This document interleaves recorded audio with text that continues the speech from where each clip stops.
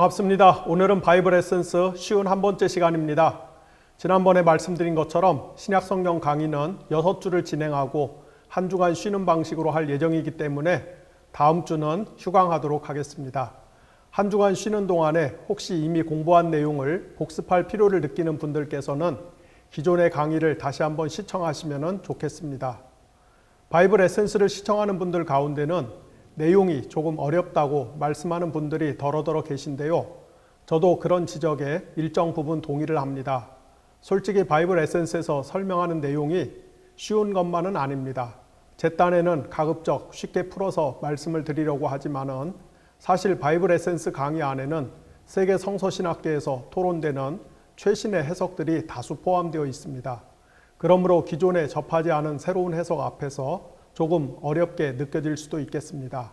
하지만 더 중요한 것이 있습니다. 그것은 많은 시청자들이 제가 바이블 에센스에서 강조하려고 하는 성경 메시지의 핵심에 대해서 충분히 이해를 하고 계신다는 겁니다. 이 말은 바꿔 말하면은 그동안 우리가 교회에서 성경을 너무 쉽고 평이하게 풀이하는 것에 길들여 있는 나머지 기존 교회에서 접하지 않은 전문적인 신학적 설명이 나오면은 일단 어렵다고 느껴진다는 것입니다. 하지만 여러분이 바이블 클래스나 바이블 에센스를 통해서 스스로 얼마든지 확인하셨듯이 여러분의 지성이 그렇게 부족한 사람이 아니라는 것이죠. 즉 한국 교회의 소위 평신도들에게 얼마든지 전문적인 성경 해석을 이해할 수 있는 지적인 능력이 충분히 있다는 것입니다.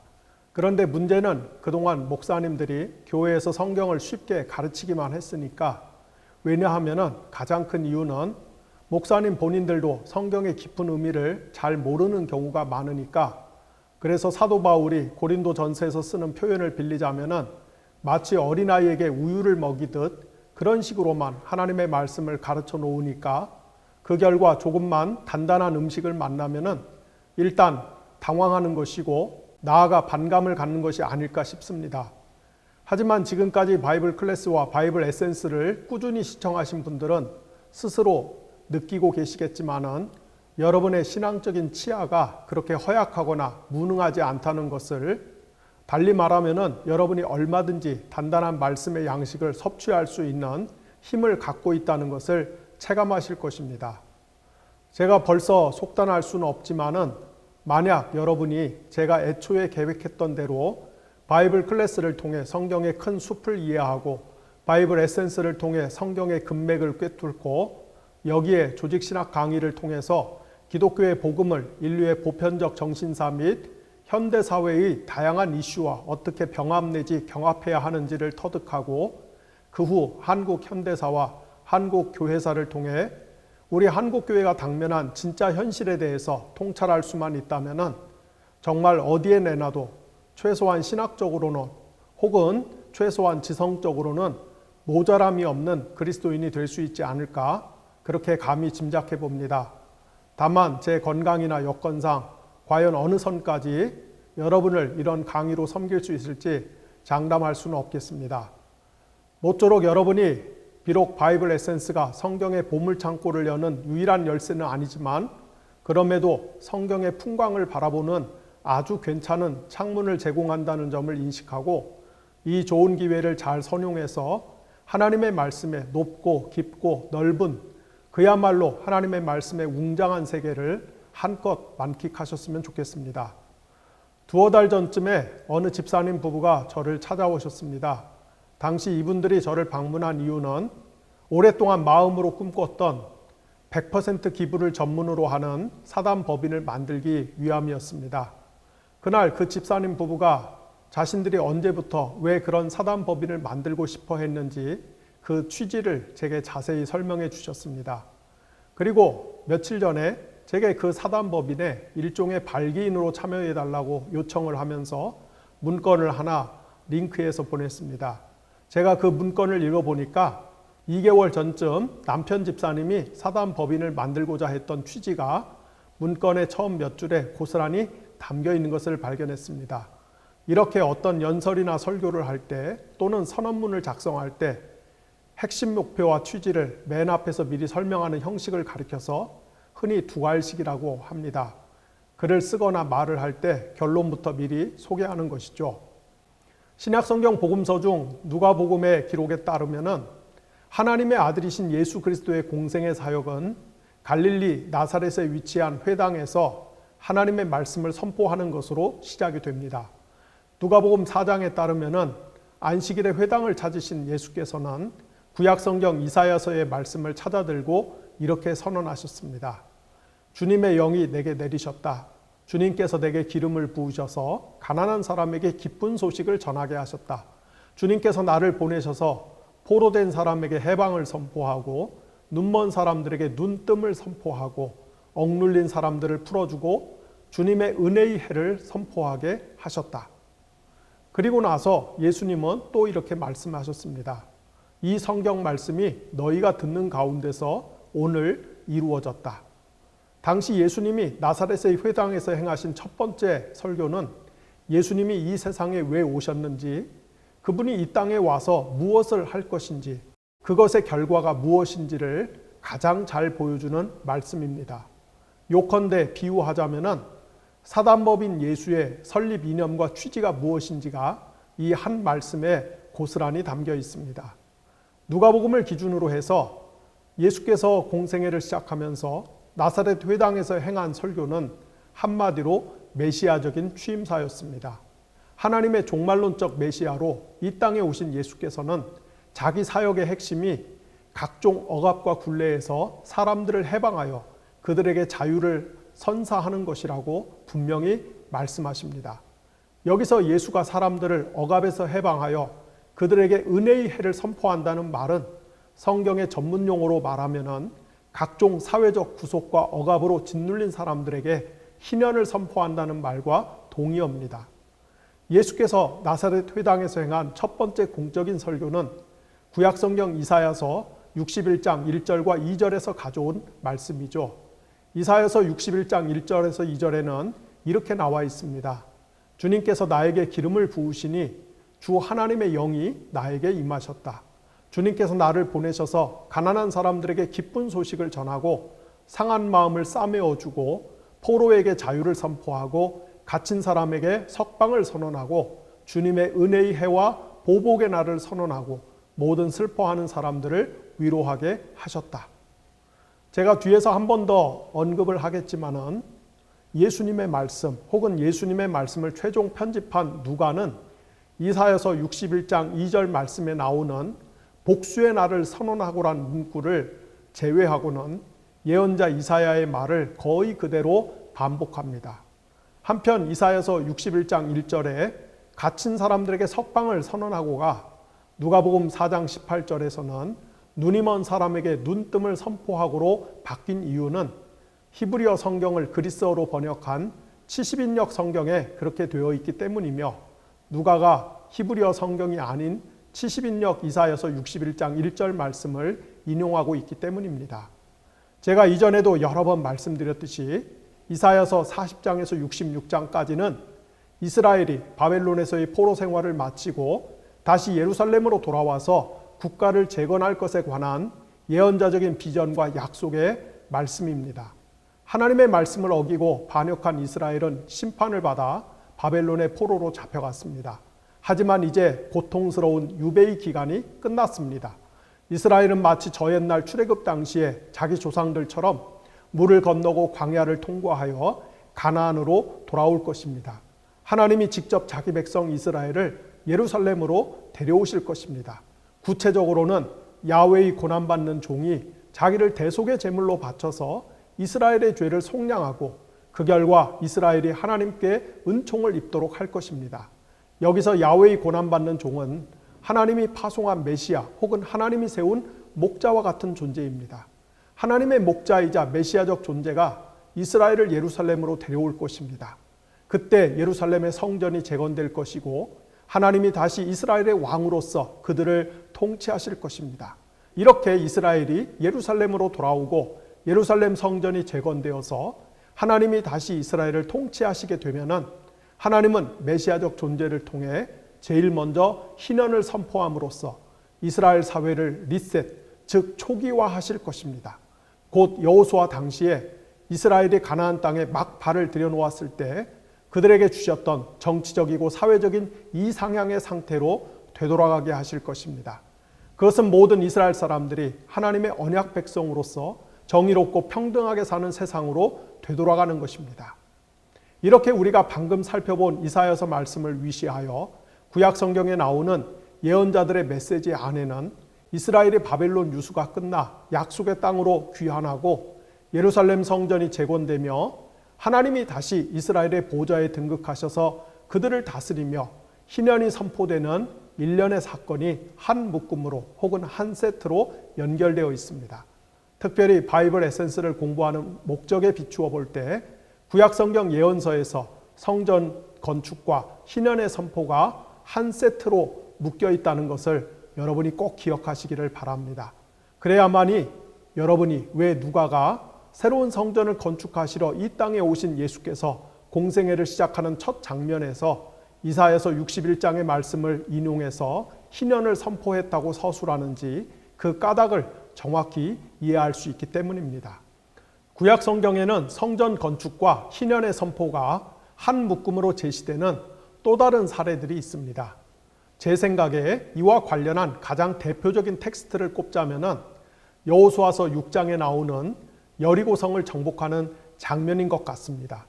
주지하듯이 여리고성은 이스라엘이 가나안 땅을 정복하기 위해 첫 번째로 넘어야 할 관문이었죠.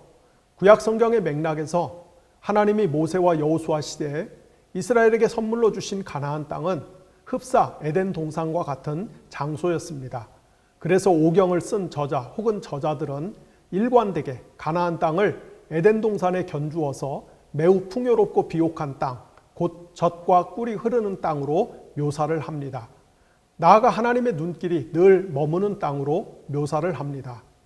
이렇게 가나안 땅이 태고적의 에덴 동산과 같은 장소였다는 말은 우리가 바이블 에센스 구약 성경 강의 시간에 반복해서 공부했듯이 가나안이 성전과 같은 땅이었다는 의미입니다.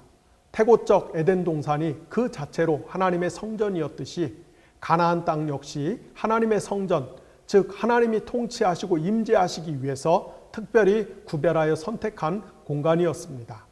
하나님께서 태고적에 아담과 하와를 인류를 대표하는 제사장적 존재로 선택하여 에덴 성전을 잘 관리하고 돌보도록 명하셨지만은 그러나 아담과 하와는 그 사명을 수행하는 데 실패했습니다. 그 결과 하나님의 통치와 임재의 빛 아래서 모든 인간이 서로 사랑하고 섬기며 정의가 구현되는 공간인 성전으로 들어가는 문이 닫히고 그 후 인류는 사탄의 체제인 피라미드형 사회를 만든 채 만인이 만인에 대해서 억압하고 착취하는 세상을 창조했습니다. 하나님께서 모세와 여호수아 시대에 이스라엘에게 선물로 주시려고 한 가나안도 사실은 극심한 피라미드 체제가 작동하는 땅이었습니다. 당시 그곳은 소수의 지배 계급이 다수의 하층민을 잔인하게 착취하고 억압하는 땅이었습니다. 하나님은 이렇게 잔혹한 피라미드 체제가 가동되는 땅을 이스라엘에게 선물로 주시며 그 땅을 변혁하도록 명하셨습니다. 따라서 이스라엘이 하나님께 받은 사명은 소수가 다수를 억압하고 착취하는 사탄의 시스템이 활발하게 작동하는 가나안 땅을 정복해서 그곳의 모든 사람이 정의롭고 평등하게 사는 세상, 곧 하나님의 성전을 건축하는 것이었습니다. 여리고성은 이스라엘이 바로 그 사명을 수행하기 위해서 통과해야만 했던 첫 번째 관문이었던 것이죠. 여러분이 잘 알고 있듯이 여호수아가 이끄는 이스라엘이 여리고성 앞에 이르렀을 때 하나님은 기상천외한 명령을 내리십니다. 곧 이스라엘이 여리고성을 정복하려면은 엿새 동안에 7명의 제사장들이 수량의 뿔로 만든 나팔을 들고 이스라엘의 선두에 서서 걷고 나머지 전투가 가능한 이스라엘 남자들은 제사장들의 뒤를 따라 하루에 한 바퀴씩 여리고성을 돌라는 것이었습니다.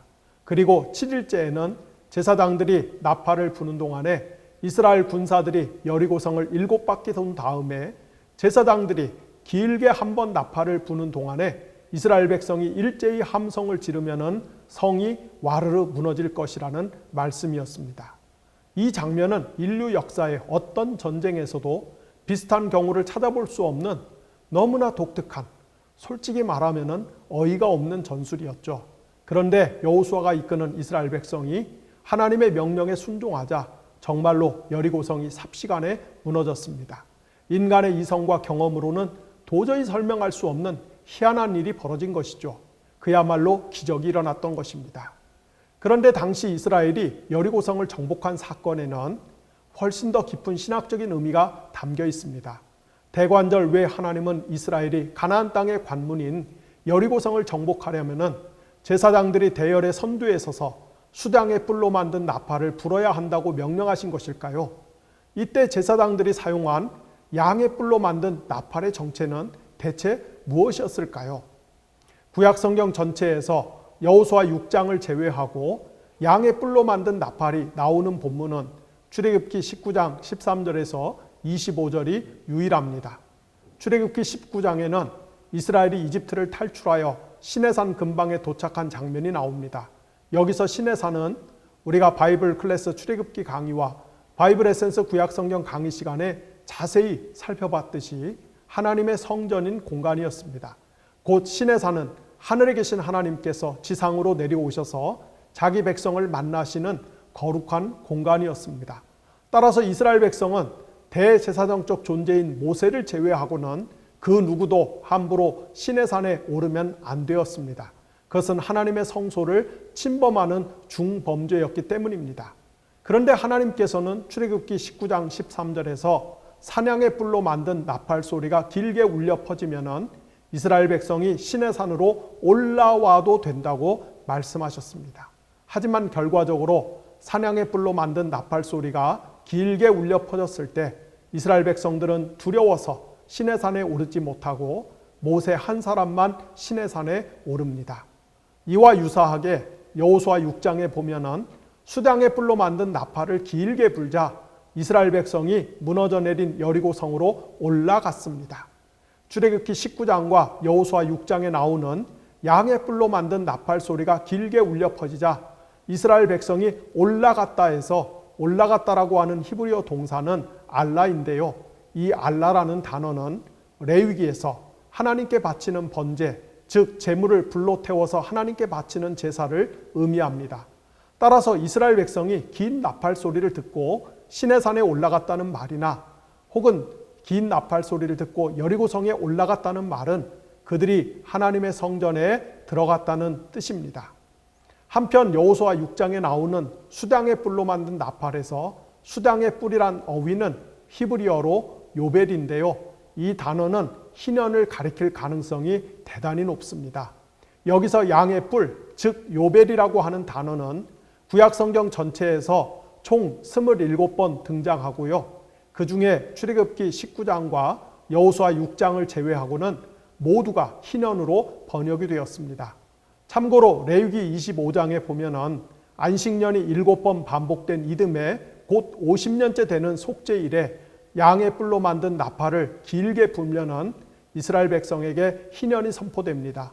이렇게 요벨이라고 하는 단어는 희년이란 뜻과 양의 뿔이란 뜻을 모두 갖고 있으며 이 두 개념은 동전의 앞뒷면과 같다고 할 수가 있겠습니다.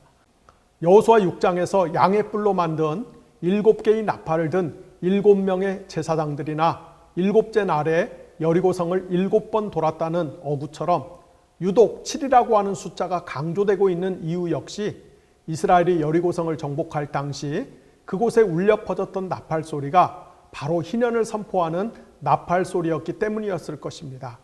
즉 당시 가나안 사회는 도시국가를 중심으로 소수의 지배 계급이 자행하는 폭압과 수탈로 인해서 다수의 소장농과 노예들이 큰 고통을 겪는 피라미드 체제였는데요. 하나님께서는 제사장 민족인 이스라엘을 통해서 이런 사탄적 체제를 해체하고 가나안의 사회적 약자들에게 희년을 선포하신 것입니다.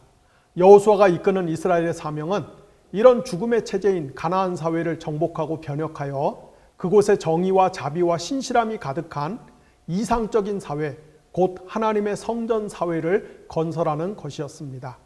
지금까지 살펴본 내용을 정리하자면 여호수아 당시 이스라엘이 여리고성을 정복한 사건은 첫째, 그들이 하나님의 성전으로 지정된 땅에 첫 발을 들여놓은 것이었고, 둘째, 이로 말미암아 사탄의 죽음의 체제가 살벌하게 작동하던 가나안 땅의 사회적 약자들에게 하나님의 희년이 선포되었다는 것입니다. 이렇게 여호수아 6장에 나오는 여리고성 정복 장면은 하나님의 성전을 건축하는 것과 희년이 선포되는 일이 긴밀히 연결되어 있다는 것을 보여주는 또 하나의 증거입니다.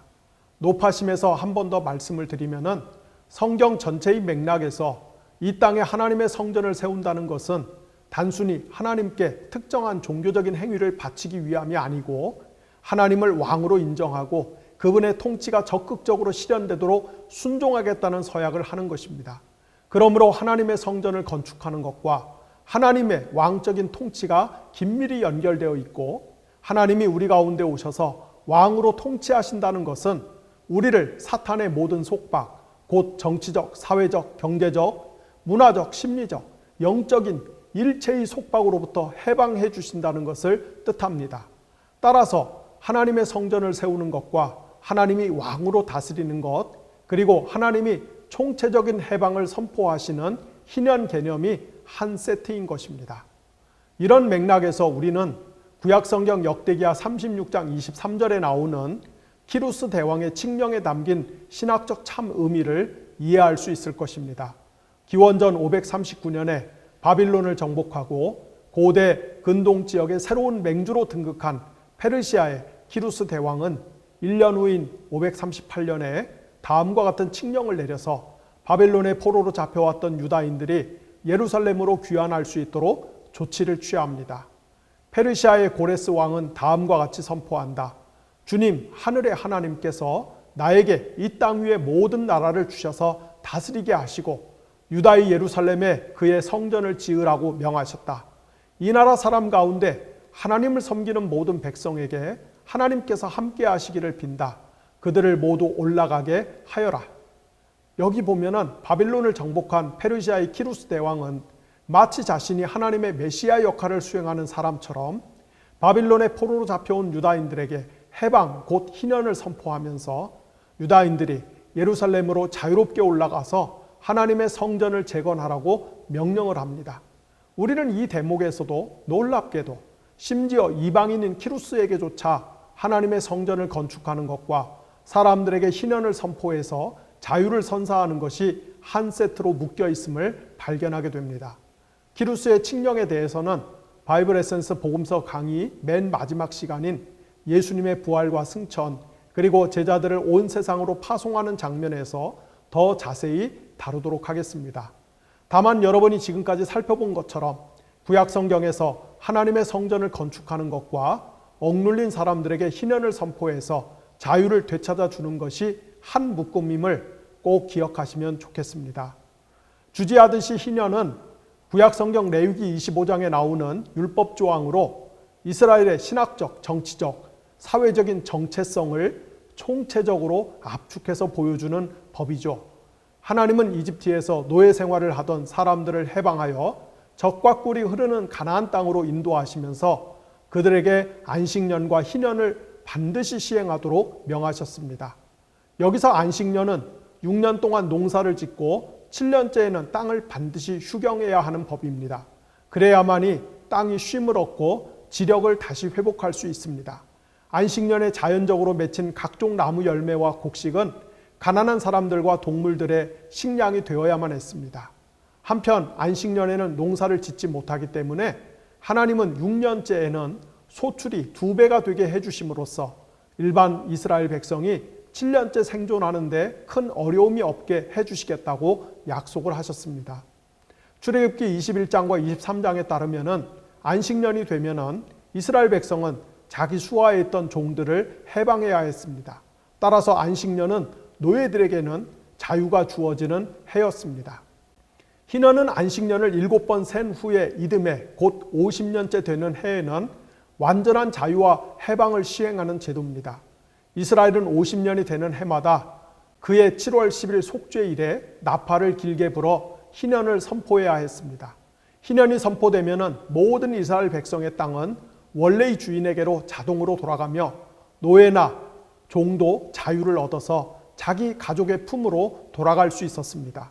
희년에는 농사를 지어서는 안 되었고 오직 자연적으로 난 식물만 먹을 수 있었습니다. 즉 희년은 신학적으로 볼 때는 태고적 에덴 동산의 상태로 돌아가는 것이었습니다. 하나님께서 이스라엘 백성을 이집트의 종살이에서 해방해서 가나안 땅으로 인도하신 것은 사실상 그들에게 안식년과 나아가 희년의 은총을 베푸시길 위함이었습니다. 지금까지 제가 수없이 반복해서 말씀드린 것처럼 성경에서 이집트는 엄혹한 피라미드 체제, 즉 대표적인 사탄의 시스템이 가동하는 사회였습니다. 하나님은 그런 엄혹하고 잔인한 사회에서 자기 백성을 해방하여 그들에게 모든 사람이 평등하고 행복하게 잘 사는 세상을 만들라고 명하셨습니다. 곧 이스라엘로 하여금 하나님의 임재와 통치 아래서 살아가는 거룩한 성전 국가 혹은 성전인 민족이 되라고 하셨습니다. 고대 사회에서는 땅의 소유 여부가 한 가정과 개인의 경제적이고 사회적인 지위와 상태를 결정하였기 때문에 하나님은 자기 백성 이스라엘이 사탄의 피라미드 체제가 작동하는 주변 국가들과 달리 모든 사람이 더불어 잘 사는 사회를 만들게끔 하기 위해서 땅을 공평하게 배분하셨고 한 가족에게 지급된 땅을 다른 사람이 빼앗지 못하게 조치하셨습니다. 이것이 여호수아서에 나오는 이스라엘이 가나안 땅을 정복하는 이야기의 요체입니다. 하지만 인간의 죄성과 악함 때문에 필연적으로 이스라엘 백성들 사이에서 서로 땅을 빼앗거나 빼앗기는 일이 발생할 수밖에 없으므로 하나님은 50년째가 되는 해에는 모든 잃어버렸던 땅과 신체의 자유를 잃었던 사람들이 원래의 상태로 되돌아가도록 조치를 하신 것입니다. 출애굽 당시 하나님께서 모세의 손을 빌려서 이스라엘의 율법을 하사하시면서 안식년과 희년을 얼마나 중요하게 여기셨는지가 레위기 25장 이하에 극명히 드러납니다.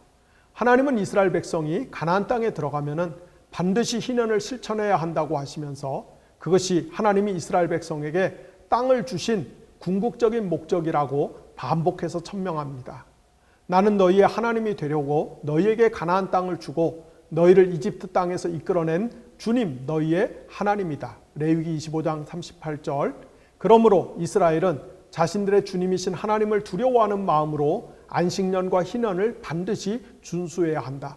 레위기 25장 38절, 43절, 55절. 만약 이스라엘이 하나님이 제정하신 안식년과 희년의 규칙을 잘 지키면은 하나님께서 그들과 함께 살면서 은총을 베푸실 것입니다. 이와 관련하여 레위기 26장 11절 12절에는 다음과 같은 말씀이 나옵니다. 안식년과 희년을 잘 지키면은 너희가 사는 곳에서 나도 너희와 같이 살겠다. 나는 너희를 싫어하지 않겠다. 나는 너희 사이에서 거닐겠다. 나는 너희의 하나님이 되고 너희는 나의 백성이 될 것이다. 하지만 이스라엘이 안식년과 희년을 준수하지 않으면 하나님은 레위기 26장 16절 이하에서 이스라엘에게 복수를 할 것이고 그들이 지은 죄보다 7배나 더 벌을 내릴 것이며 그들을 원수의 손에 넘겨주시겠다고 길게 경고하십니다. 그리고 이스라엘이 안식년과 희년을 지키지 않아서 하나님께 심판을 받아 외국에 포로로 잡혀가 있는 동안에 이스라엘 백성이 살고 있던 땅이 비로소 쉼을 얻을 것이며 제 몫의 안식을 누릴 것이라고 말씀을 하셨습니다. 여기서 우리는 훗날 이스라엘이 바빌론에 포로로 잡혀간 결정적인 원인이 사실상 안식년과 희년을 준수하지 않았기 때문임을 알 수가 있습니다. 우리가 바이블 에센스 구약성경 예언서 강의 시간에 자세히 살펴봤듯이 남유다가 기원전 586년 바빌론에 멸망당한 이유는 그들이 우상 숭배를 일삼고 사회 정의를 훼손했기 때문입니다. 당시 이스라엘 백성이 자행한 우상 숭배와 부동산 불평등으로 대표되는 사회 정의의 훼손은 인간의 탐욕이 그 원인이었죠. 마찬가지로 이스라엘 백성이 하나님께서 신신당부한 안식년과 희년을 준수하지 않은 근본 이유도 바로 탐욕 때문입니다. 이스라엘 백성이 자신의 탐욕을 주님으로 섬겼기 때문에 이웃과의 올바른 관계를 거부하고 사회 정의를 훼손한 것입니다. 그것의 극명한 결과가 바로 희년을 실천하지 않은 것이었습니다. 따라서 하나님께서 희년을 실천하지 않은 이스라엘을 심판하셔서 그들에게 포로 생활을 부과하셨다면 이제 하나님이 이스라엘을 긍휼히 여기셔서 그들의 포로 생활을 종식하고 다시 가나안 땅으로 귀환하게 하실 때 가장 먼저 기획하실 수밖에 없는 것은 저 옛날 모세 시대 이집트의 종살이에서 해방한 이스라엘 백성에게 의도했듯이 자기 백성에게 완전한 희년을 선포하는 것일 수밖에 없습니다. 그런 이유로 우리가 앞에서 살펴보았던 것처럼 구약 성경에 등장하는 다수의 예언자들이 메시아 혹은 제사장 혹은 목자 같은 종말론적인 구원자가 포로 생활을 마치고 돌아오는 하나님의 백성을 위해서 새로운 성전을 건축하고 하나님이 그들 가운데서 왕으로 통치하시며 그들에게 희년을 선포하실 것이라고 전망하는 것입니다.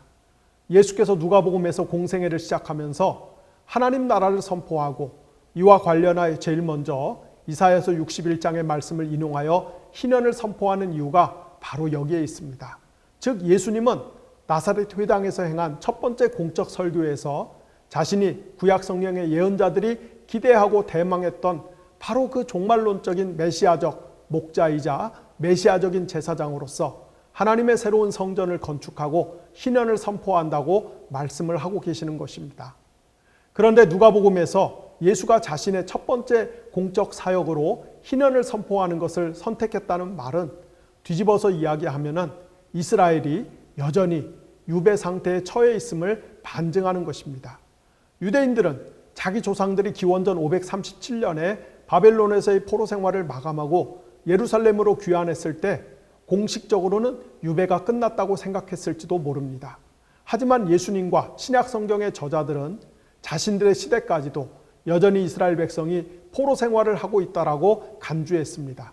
왜냐하면은 이스라엘 백성이 포로 상태에 놓여 있지 않으면은 굳이 그들을 상대로 희년을 선포해야 할 까닭이 없기 때문입니다. 우리는 이에 대한 간접 증거를 마태복음 26장 6절에서 13절, 마가복음 14장 3절에서 9절, 요한복음 12장 1절에서 8절 사이에서 발견을 할 수 있습니다. 여기 보면은 예수께서 십자가 처형을 엿새 앞두고 베다니에 사는 시몬이라는 사람의 집에서 식사를 하는 도중에 마리아가 매우 값비싼 순전한 나드 한 근을 가져다가 예수님의 발에 붓고 자기 머리털로 깨끗이 닦는 장면이 나옵니다. 이 광경을 보고 제자들, 특히 가룟 유다가 분을 참지 못하고 이렇게 말합니다. 저 향유 한 근 값이면은 최소 300데나리온은 좋게 나갈 터인데 차라리 그 돈으로 가난한 사람들을 구제하는 것이 훨씬 낫겠습니다. 참고로 당시 1데나리온이 노동자 한 사람의 일당이니까 300데나리온은 거의 노동자 한 사람의 연봉에 해당하는 큰 액수입니다. 그런데 예수님은 제자들의 이런 지적에 전혀 동조하지 않고 오히려 마리아의 행동을 칭찬했습니다. 그러면서 제자들에게 이렇게 말씀하십니다. 가난한 사람들은 언제나 너희와 함께 있지만은 나는 언제나 너희와 함께 있는 것이 아니다. 여기서 우리는 인류의 보편적인 문제, 즉 인간 세상에는 가난한 사람이 항상 있다는 실존적이고 사회적인 문제와 만납니다. 가난한 사람이 예수와 그의 제자들 주변에 항상 있다라고 하는 말은 뒤집어서 이야기하면은 예수님이 살던 시대의 이스라엘의 처지가 여전히 유배 상태에 놓여 있다라는 뜻입니다. 왜냐하면은 적어도 이스라엘에게 있어서만큼은 가난은 유배의 원인이자 결과였기 때문입니다. 앞서 우리가 살펴본 것처럼 하나님은 모세와 여호수아를 통해 이스라엘 백성을 이집트의 학정에서 구출하여 가나안 땅으로 들여보내면서 그들 가운데 아무도 가난한 사람이 없는 사회를 만들라고 명령하셨습니다. 이스라엘이 하나님의 명령에 순종하여 모든 사람이 더불어 잘 사는 세상을 만드는 것이 그들이 제사장 민족으로서 감당해야 할 가장 중요한 사명이었고, 그들이 하나님의 말씀에 순종해서 모든 사람이 더불어 잘 사는 세상을 만들면은 그것이 바로 하나님의 성전 공동체로서 참된 정체성을 확립하는 것이었습니다. 하지만 구약 성경 시대 이스라엘은 이런 사명을 수행하는 데 실패하였고, 그 결과 그들 가운데는 가난한 사람들이 속출했으며 끝내는 바벨론, 페르시아, 그리스, 로마로 이어지는 장구한 세월 동안 사탄의 앞잡이인 제국의 종노릇을 하면서 가난이 숙명이 된 삶을 살 수밖에 없었던 것입니다. 바로 이런 시대, 그리고 이런 상황에서 예수께서 구약 성경의 예언자들이 고대했던 종말론적인 메시아, 제사장으로서 억눌리고 가난한 자들에게 희년을 선포하기 위해서 이 땅에 오신 것이었습니다. 그렇다면 대체 예수님은 어떤 방식으로 희년을 실행하시려고 했던 것일까요? 사실 이게 제일 중요한 문제죠. 먼저 우리가 유념해야 할 것은 우리가 신약성경 복음서를 눈을 씻고 샅샅이 찾아봐도 예수가 물리적인 폭력을 사용해서 가난한 자들에게 해방과 자유를 안겨줬다는 말씀이 단 한 군데도 없다는 것입니다. 인류 역사에서 지배계급의 수탈과 폭압이 정도를 넘으면 이를 바로잡고 새로운 체제를 만들기 위해서 폭력을 앞세워 봉기하는 것이 일반적이었습니다. 하지만 놀랍게도 우리는 예수님에게서 그런 모습을 전혀 찾아볼 수가 없습니다. 이 점은 예수께서 공생의 최초기에 나사렛 회당에서 이사야서 61장 1절과 2절을 문자 그대로 인용하여 선포한 설교에서도 고스란히 드러납니다. 이사야서 61장 1절과 2절에는 주님의 은혜의 날, 곧 희년을 선포하면서 바로 이어서 우리 하나님의 복수의 날을 선언하고 모든 슬퍼하는 사람들을 위로하게 하셨다라고 묘사되어 있는데요. 누가복음 4장 18절에 따르면 예수님은 일부러 우리 하나님의 복수의 날이란 말을 빼고 주님의 은혜의 해를 선포하게 하셨다라는 말씀만 인용을 합니다. 하나님의 독특한 아들이신 예수님의 사전에는 복수란 단어가 끼어들 틈이 없었던 것입니다. 이렇게 성경은 물리적인 폭력을 사용해서 사탄의 체제에 저항하거나 그것을 전복하는 것에 기본적으로 동의하지 않습니다. 아마도 그 이유는 기존의 사탄적인 체제를 유지하려는 사람들이나 그것을 뒤집어 엎으려는 사람들이나 인간 내면의 근본적인 변화가 없이는 모두가 탐욕의 노예라는 성경의 문제의식 때문일 것입니다. 따라서 인간의 본성이 바뀌지 않은 채 일어나는 혁명은 결국은 사탄의 체제 자체를 혁신하는 것이 아니라 그 체제 안에서 지배자를 서로 맞바꾸는 것에 불과합니다. 그럼 대체 예수님은 어떻게 희년을 실행하고자 하신 것일까요? 첫째로 예수님은 철저히 가난한 자들의 편에 섰습니다. 먼저 그는 아예 가난한 자가 되셨습니다. 복음서에는 예수님이 얼마나 가난했는지를 잘 보여주는 말씀이 여러 등장하는데요. 그중 가장 대표적인 구절은 다음과 같은 말씀이겠죠. 여우도 굴이 있고 하늘을 나는 새도 보금자리가 있으나 인자는 머리 둘 곳이 없다. 즉 예수님은 가난한 척한 게 아니라 진짜 가난하셨습니다. 요즘 시쳇말로 하면은 예수님은 개 가난하셨습니다. 예수님의 이런 가난한 모습은 오늘날 지나치게 사치스럽게 살면서도 도무지 감사와 만족을 모르는 우리를 부끄럽게 만듭니다. 그 다음 예수는 항상 가난한 자들을 적극적으로 편애하셨습니다. 우리가 복음서를 정직한 눈으로 읽어보면 예수님은 부자와 가난한 사람들 사이에서 결코 기계적인 중립을 유지한 적이 없습니다. 그분은 항상 노골적으로 가난한 자의 편을 들었습니다. 가난한 자들은 예수님이 행한 메시아 사역의 핵심적 존재였습니다. 가난한 사람들은 언제나 복음의 1차 수혜자였고 예수님은 최선을 다해 그들의 인권과 복지를 옹호했습니다. 예수님이 가난한 자들의 해방과 자유를 위해 선택한 두 번째 방법은 구제 혹은 기부였습니다. 마가복음 10장 17절에서 22절과 그 병행 구절에는 다음과 같은 말씀이 나옵니다. 예수께서 길에 나가실새 한 사람이 달려와서 꿇어앉아 묻자오되 선한 선생님이여 내가 무엇을 하여야 영생을 얻겠습니까? 예수께서 이르시되 네가 어찌하여 나를 선하다 하느냐? 하나님 한 분 외에는 선한 이가 없느니라.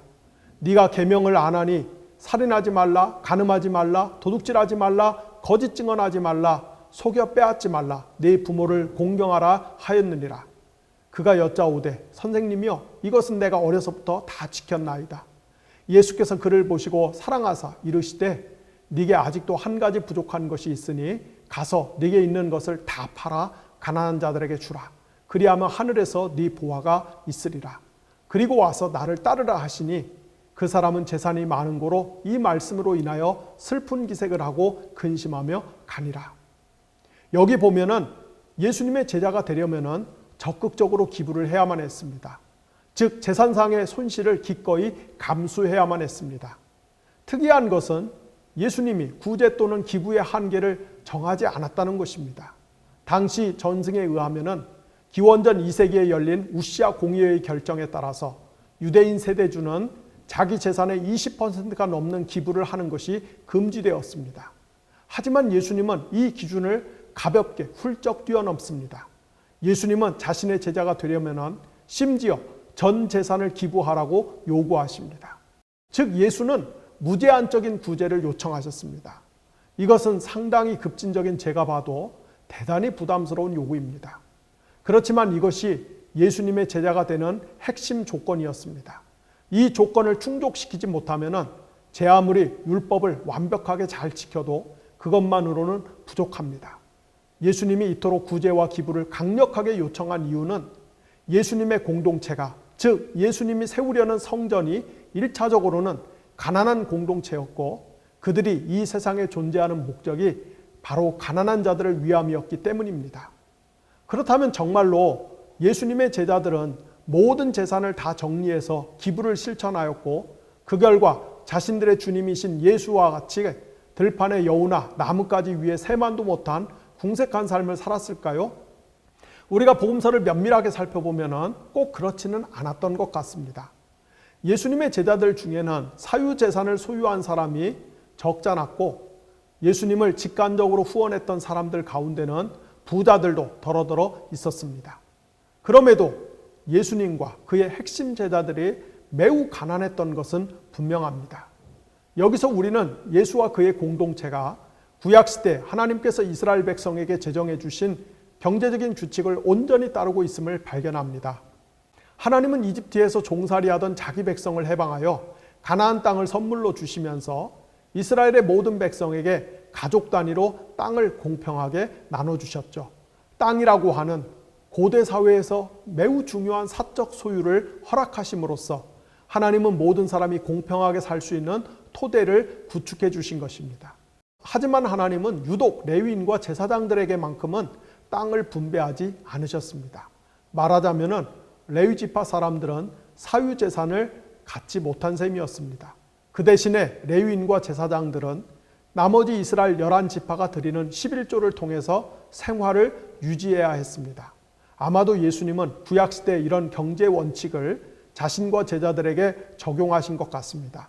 예수님은 자신과 자신을 따르는 핵심 제자들은 구약시대의 제사장들처럼 무소유의 삶을 실천하고 자신을 외곽에서 후원하거나 지지하는 사람들은 사적 소유를 어느 정도 유지한 채 예수와 그의 핵심 제자들을 위해서 헌금을 함으로써 하나님의 새로운 성전 공통체의 일원으로서의 도리를 수행하도록 조치하신 것 같습니다. 그리고 우리는 이런 맥락에서 사도행전 초반부에 나오는 것처럼 오순절에 성령 강림 직후에 예루살렘의 그리스도인 공동체가 사적 소유를 포기하고 재산을 공유했던 것과 또한 굳이 그렇게까지 하지 않아도 되었는데 괜히 재산을 전부 포기하고 헌금한 척 사기를 쳤다가 들통이 나서 죽임을 당한 아나니아와 삽비라 부부 사건을 이해할 수 있는 것이죠. 아무튼 여기서 핵심 요점은 예수께서 가난한 자들의 복지와 안녕을 위해서 희년을 선포하시고 실행하시기 위해서 적극적인 기부 혹은 구제라는 방식을 자신이 세운 공동체, 즉 하나님의 새로운 성전 공동체 안에서 매우 중요한 원칙으로 확립하셨다는 것입니다. 예수님이 희년을 실행하시는 세 번째 방식은 기도였습니다. 특별히 우리가 주님의 기도라고 부르는 기도를 통해서 우리 그리스도인들이 기도할 때마다 가난한 자들이 일체의 억압에서 해방되기를 위해 기도하고 또 이를 적극적으로 실천해야 할 것을 알려주셨습니다. 주님이 가르쳐 주신 기도는 마태복음 버전과 누가복음 버전 이렇게 두 가지가 있죠. 우리는 그중 마태복음 버전의 주기도문을 중심으로 해서 예수님의 기도 생활에 있어서 가난한 자들의 복지와 안녕을 옹호하는 것이 얼마나 중요했는지를 살펴보겠습니다. 마태복음 버전의 주기도문은 마태복음 5장에서 7장에 있는 소위 산상수훈 가운데 나옵니다. 산상수훈은 예수께서 하나님과 새 언약을 체결한 신약시대의 백성을 위해서 교훈하신 대언장 혹은 대강령과 같은 말씀입니다. 마태복음 5장에서 7장에 나오는 산상수훈 말씀의 구조를 다소 거칠게 나누면 다음과 같습니다. 5장 3절에서 16절에는 서론격인 팔복이 나오고요. 5장 17절에서 48절에는 6가지 반제가 나옵니다. 이어서 6장 1절에서 18절에는 3가지 종교 행위가 나오고 6장 9절에서 7장 11절까지는 첫 번째 계명에 대한 가르침이 나옵니다. 끝으로 7장 12절에서 27절까지는 열매 없는 삶을 결론적으로 소개하고 있습니다. 이 구조 분석에 따르면 마태복음 6장 1절에서 18절에 나오는 3가지 종교 행위에 대한 가르침이 산상수훈의 정중앙 부분에 있음을 알 수가 있습니다. 이어서 마태복음 6장 1절에서 18절은 또 다음과 같이 분류할 수가 있습니다. 자선과 구제에 관한 말씀이 제일 먼저 나오고요. 그 다음에 기도에 관한 말씀이 중심에 있고 마지막으로 금식에 관한 말씀이 나옵니다. 따라서 산상수훈의 가장 알짜배기 가르침은 기도에 있다고 할 수가 있습니다. 우리가 하나님 나라의 백성답게 살기 위해서는 기도 생활이 필수적인 것입니다. 그런데 마태복음 6장 5절에서 15절에 나오는 기도에 관한 교훈을 또다시 세 부분으로 나눌 수 있습니다. 먼저는 6장 5절에서 9절 상반절까지 잘못된 기도에 대한 가르침이 나오고요. 이어서 6장 9절 하반절부터 13절까지 주님이 가르쳐 주신 기도가 나옵니다. 끝으로 6장 14절 15절에는 기도와 용서의 중요한 관계에 대한 교훈이 나옵니다. 이렇게 볼 때 주님이 가르쳐 주신 기도야말로 산상수훈의 핵심 중의 핵심, 즉 척추뼈와 같습니다. 주지하듯이 주기도문은 전부 6개의 청원으로 이루어져 있고요. 그중 앞에 3가지는 하나님께 대한 청원이고 나머지 3가지는 우리 자신을 위한 청원이죠. 여기서 우리 자신을 위한 두 번째 청원의 내용은 우리의 빚을 없애주옵소서, 우리가 우리에게 빚진 사람의 빚을 탕감한 것 같이입니다.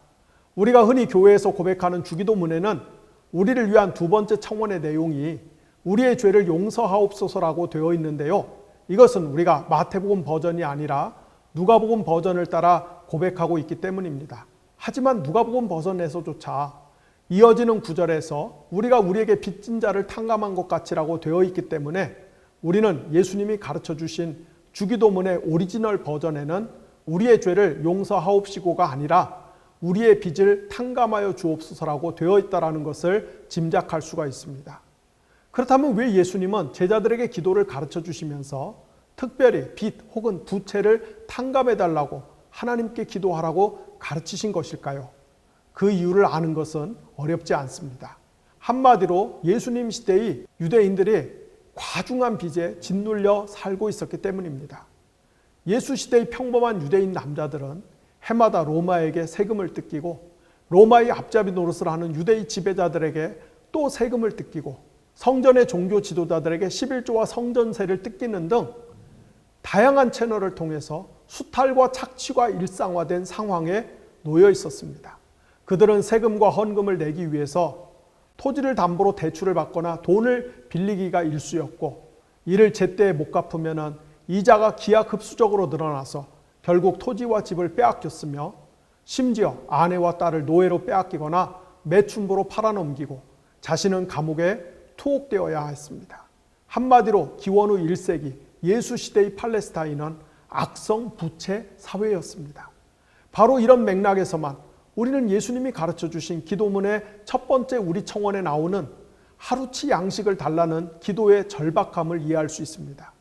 오늘날 우리가 사는 자본주의 사상은 과도한 비만을 해결하기 위해서 다이어트에 흡사 목숨을 건 사회이지만은 예수님 시대 유대 사회는 과도한 빚 때문에 곤궁한 사람이 너무 많다 보니까 고작 하루치 양식을 확보하기 위해서 사활을 걸어야만 했습니다. 그렇기 때문에 기원후 66년에 열심당을 위시한 반란군이 무장 봉기를 일으켜서 예루살렘을 점령한 후에 제일 먼저 취한 조처가 바로 빈문서를 보관하고 있던 창고를 태워버렸던 것이죠. 이런 세상에서 예수님은 하나님께 우리와 우리 이웃의 부채를 탕감해달라는 요청을 하라고 가르쳐 주신 것입니다. 이것은 예수님이 자신이 이 세상에 온 핵심 사명이 과도한 빚에 짓눌리는 사람들에게 희년을 선포하여서 해방과 자유를 주기 위함임을 잘 알고 있었기 때문입니다. 특별히 예수님은 이른바 동시성의 완료형을 사용해서 우리가 하나님께 우리 자신의 부채를 해결해 달라고 기도하는 것과 우리가 우리 이웃의 부채를 탕감해 주는 일이 동시에 일어나야 함을 강조하십니다.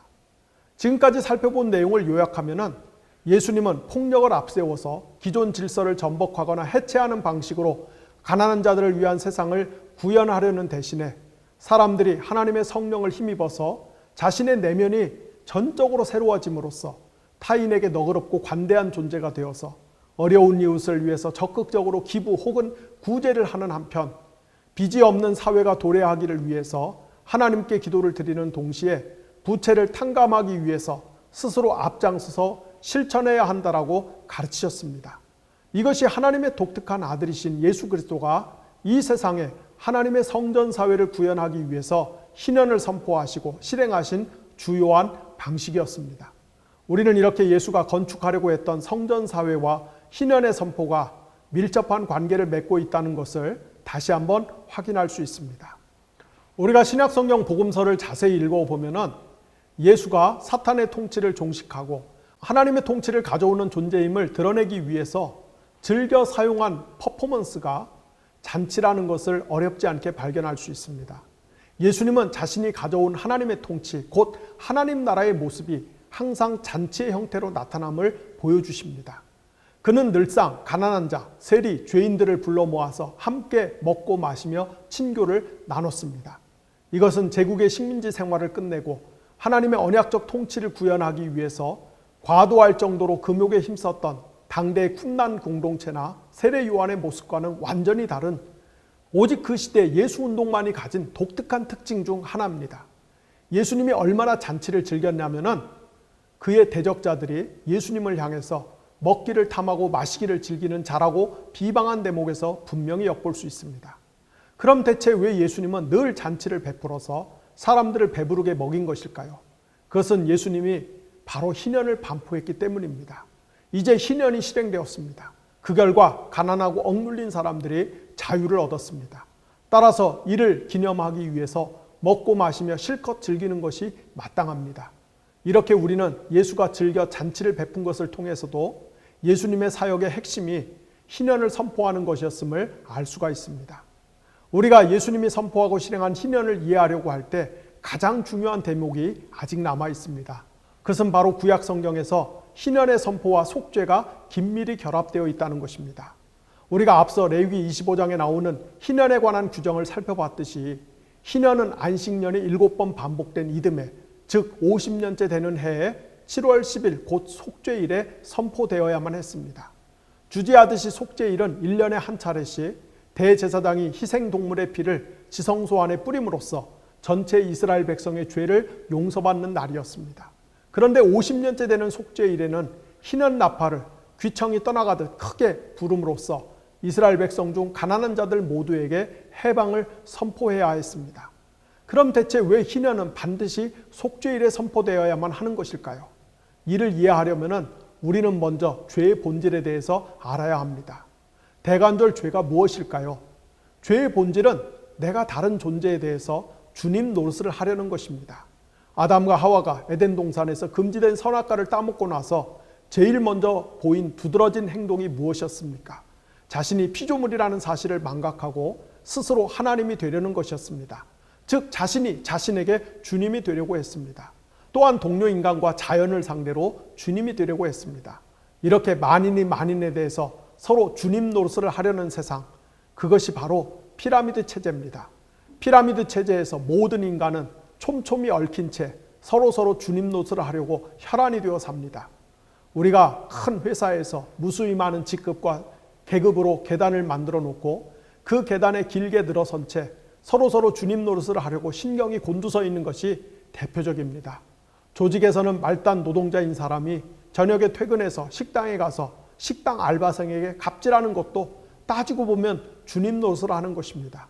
이렇게 무수히 많은 갑과 을이 수천 미터 절벽에 뒤엉켜 매달린 채 서로 끌어내리거나 떨어뜨리려고 안간힘을 쓰는 체제, 곧 피라미드 체제가 죄의 총체입니다. 그리고 이런 체제에서는 당연히 정의, 자비로움, 신실함이 실종될 수밖에 없습니다. 따라서 우리 자신이 하나님에 대해서 또한 동료 인간과 자연에 대해서 주님 노릇하려는 죄악된 행동을 멈추고 거기서 돌이키려면 우리는 궁극적으로는 만인이 만인에 대해서 주님 노릇하는 것으로서만 유지되고 있는 피라미드 체제를 해체하고 거부해야 합니다. 따라서 우리가 하나님께 죄를 용서받는다는 것, 그리고 우리가 타인의 죄를 용서하며 또한 타인에게 우리가 용서받는다는 것은 결국은 피라미드 체제의 해체, 즉 수많은 갑을 관계에서의 해방, 곧 사회 구성원 모두에게 희년을 선포하는 것과 한 묶음인 것입니다. 바로 이런 이유 때문에 죄를 용서받는 속죄와 희년의 선포가 같은 날에 동시에 실행되는 것입니다. 그리고 어쩌면 이런 맥락에서 사도 바울이 로마서 8장에서 예수 그리스도 안에 있는 자에게는 결코 정죄함이 없다라고 선언했는지도 모릅니다. 로마서 8장 31절에서 39절에서 바울은 이 우주 안에 있는 어떤 존재도 감히 반론을 제기할 수 없는 너무나 확고부동한 5가지 질문을 던집니다.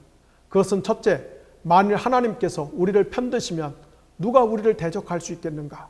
둘째, 심지어 자기 아들까지도 아낌없이 우리를 위해 내어주신 하나님이 어찌 그 아들과 함께 모든 것을 선물로 주시지 않겠는가? 셋째, 하나님이 선택하신 자들을 누가 감히 고소 혹은 기소하겠는가? 넷째, 누가 감히 그들을 정죄하겠는가? 다섯째, 누가 우리를 그리스도의 사랑에서 끊을 수 있겠는가입니다.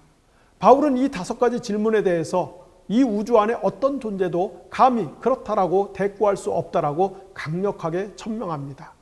여기서 바울이 스스로 던진 4번째 질문, 곧 누가 감히 그리스도인들을 정죄할 수 있겠는가에 대해서 잠시 생각해 보겠습니다. 사실 이 세상에는 우리 자신을 정죄하는 것들이 굉장히 많죠. 먼저 우리의 양심이 우리 자신이 얼마나 더럽고 치사한 놈인지를 고발합니다. 우리의 가족이나 동료들도 우리가 얼마나 위선적인 존재인지를 잘 알고 있습니다.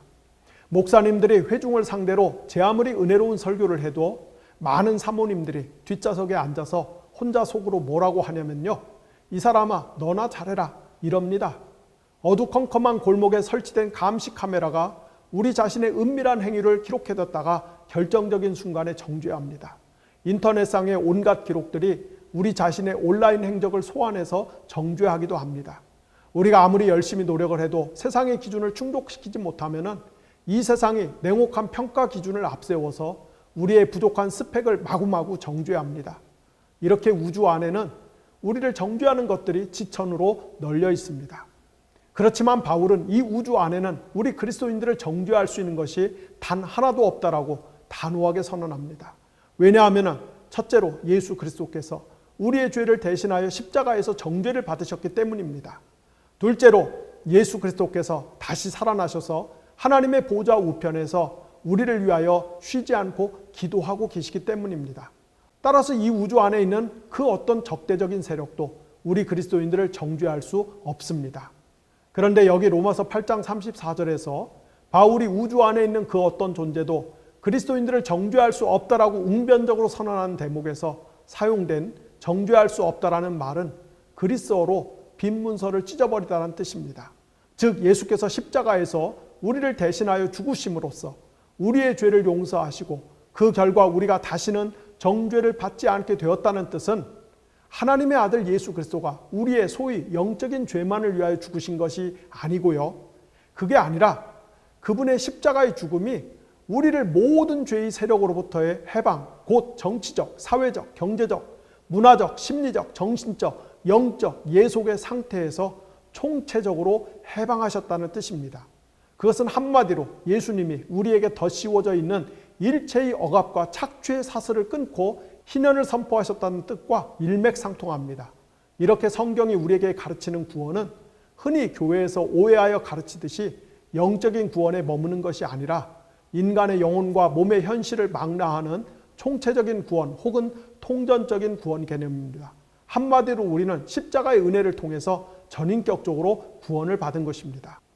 따라서 만약 어떤 설교자나 성경 교사가 영적인 복음을 강조하는 것은 실은 반쪽짜리 복음을 말하고 있는 것입니다.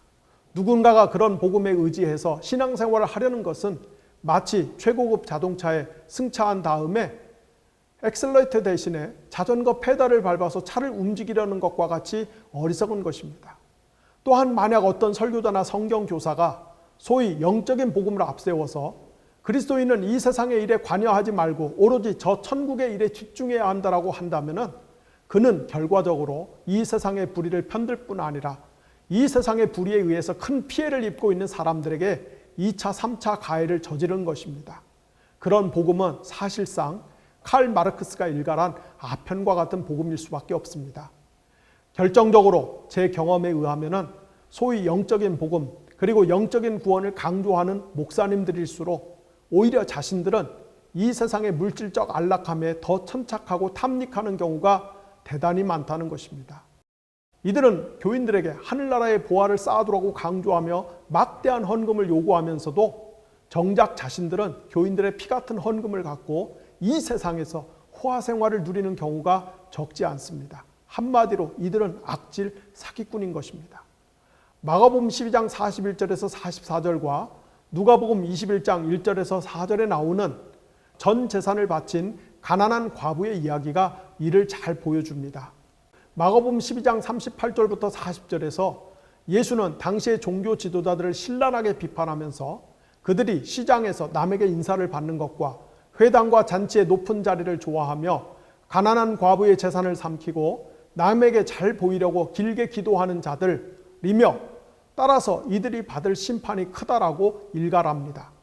이어서 예수는 마가복음 12장 41절부터 44절에서 일부러 예루살렘 성전 입구에 놓인 헌금함의 맞은편에 앉아서 헌금 넣는 사람들을 유심히 지켜봅니다.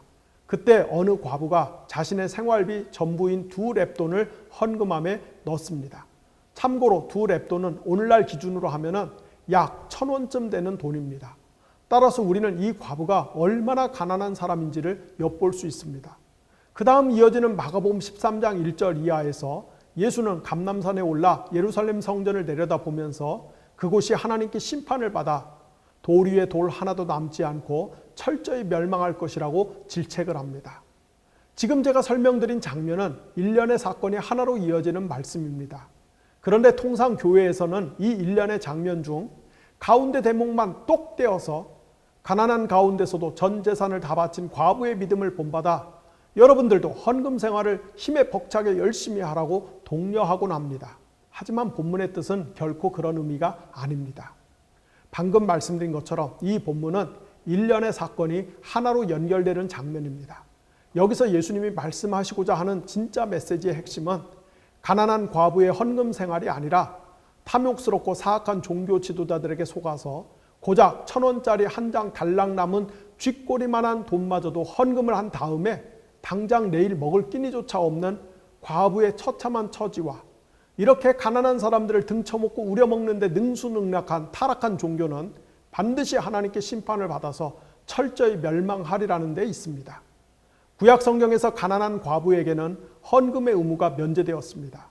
구약 성경의 기준에 따르면 고아와 과부와 나그네는 헌금을 내는 대상이 아니라 오히려 다른 이스라엘 사람들이 낸 11조로 구제를 받아 최소한의 품위를 유지하며 인간답게 살아야 하는 존재였습니다. 그것이 율법의 핵심 정신이었습니다. 하지만 가나안에 정착한 후 이스라엘의 정치 종교 지도자들은 이를 시행하지 않았습니다. 오히려 그들은 고아와 과부로 상징되는 사회적 약자를 수탈하고 억압했습니다. 그 결과 그들은 하나님께 심판을 받아 바벨론의 포로로 잡혀갔죠. 바벨론에서의 유배의 때가 끝나고 이스라엘 백성이 가나안 지역으로 귀환할 당시 이들을 인도하여 팔레스타인 땅으로 데리고 오는 대제사장의 사명은 예루살렘의 성전을 재건하고 하나님의 통치를 선포하며 희년을 선포해서 이스라엘 백성 사이에 더 이상 가난한 자들이 없게 하는 것이었습니다. 하지만 바벨론에서의 포로 생활이 끝나고 예루살렘으로 귀환한 이후에도 이스라엘의 종교 지도자들은 하나님의 뜻에 따라 가난한 자들의 이익을 옹호하고 그들의 생존권을 보호하기는커녕 오히려 기득권 세력의 일부가 되어서 사회적 약자들을 등쳐먹고 수탈하는 데 혈안이 되었습니다. 그들은 부자들 앞에서는 마치 입안의 혓바닥처럼 살랑거리고 가난한 자들에게는 한없이 잔인했습니다. 그것이 바로 우리가 살펴본 것처럼 고작 과부의 1,000원짜리마저 헌금으로 받아내고야만은 당시 예루살렘 종교 지도자들의 탐욕스러운 모습에 잘 나타납니다. 하나님은 이렇게 타락한 종교 체제를 반드시 진멸하실 것입니다. 그리고 사회적 약자를 보호하는 데 최선을 다하는 정의롭고 자비로운 새로운 성전 체제를 세우실 것입니다. 이것이 바로 예수께서 이 세상에 인간의 몸을 입고 오신 진짜 유의인 것입니다. 그리고 그분이 메시아적 공생애를 시작하면서 제일 먼저 가난한 자들을 해방하는 희년을 선포하신 이유인 것입니다. 시간이 많이 지났으므로 이제 말씀을 마무리 짓겠습니다. 오늘 공부한 내용에 비춰볼 때 여러분이 보시는 한국교회는 과연 어떤 상태입니까? 자금의 우리 한국 사회도 불평등 문제가 여간 심각한 것이 아닙니다. 악성 부채로 고통을 겪는 가난한 사람들이 대단히 많습니다. 가난한 사람들 입장에서는 한마디로 한국 사회는 희망이라고는 눈꼽만큼도 안 보이는 잔인한 사회입니다. 이런 상황에서 한국교회는 이 민족을 위한 제사장적 존재로서 스스로 가난한 존재가 되어 가난한 사람들의 기본권을 보호하기 위해서 간절히 기도하며 노력하는 존재, 즉 예수님이 십자가에서 성취하신 총체적 구원을 선포하고 실천하는 존재입니까? 아니면 예수님 시대의 타락한 유대교처럼 탐욕에 눈이 멀어서 부자들 편을 들면서 가난한 사람들을 학대하고 멸시하는 존재입니까? 여러분 생각에 한국교회는 지금 어떤 존재에 더 가깝습니까? 나아가 작금의 한국교회는 가난한 사람들을 멸시하고 착취하다가 결국은 하나님께 심판을 받아 멸망한 예루살렘의 구성전 체제에 가깝습니까? 아니면은 예수님이 세우시려고 했던 정의와 자비와 신실함이 가득한 새로운 성전의 이상향에 부합합니까? 과연 여러분의 생각은 어떻습니까? 사실 고민할 필요도 없는 질문이죠. 개독교라고 하는 모멸스러운 비방을 들으면서 무너져가고 있는, 속절없이 무너져가는 오늘날 한국교회의 현실이 이 질문에 대한 답이 무엇인지를 잘 보여줍니다. 성경의 기준에 비춰볼 때 지금 우리는 하나님께 매우 죄송하고 가슴 아픈 시대를 살고 있습니다. 그래서 우리가 살려면은 진짜로 회개하고 돌이켜야만 하는 것입니다. 기도하겠습니다. 하나님 아버지, 오늘 저희가 예수님이 선포하신 희년을 통해서 하나님이 우리에게 주시려고 하는 구원은 단순히 영적인 심리적인 구원이 아니라 우리의 모든 전인격적인 삶을 근본적으로 변혁하시는 총체적인 구원임을 배웠습니다. 하나님, 이 구원의 복음이 한국 교회 안에 회복되게 하시고 한국 사회 안에서 실천되고 구현될 수 있도록 도와주시옵소서. 그리하여 한국 교회와 한국 사회 안에 있는 너무나 가난한 사람들이 하나님의 통치 아래서 복음으로 말미암아 희망을 회복할 수 있도록, 삶의 소망을 다시 회복할 수 있도록 주님 도와주시기를 원합니다. 오늘 이 강의를 듣는 분들 가운데 몸이 아프고 마음이 아프고 특별히 사회적으로 경제적으로 삶이 와르르 다 무너진 분들에게 하나님이 총체적인 복음의 은혜를 허락해 주셔서 몸이 아픈 분들은 고쳐주시고 마음이 아픈 분들은 새롭게 해주시고 삶이 무너진 분들은 그 삶이 재건될 수 있도록 도와주시고, 이를 위해서 우리가 정의와 자비와 신실함이 넘치는 그런 세상을 만들어갈 수 있도록 성령님 저희들에게 지혜와 용기와 능력을 허락하여 주시옵소서. 감사드리며 예수님의 이름으로 기도를 드렸습니다. 아멘.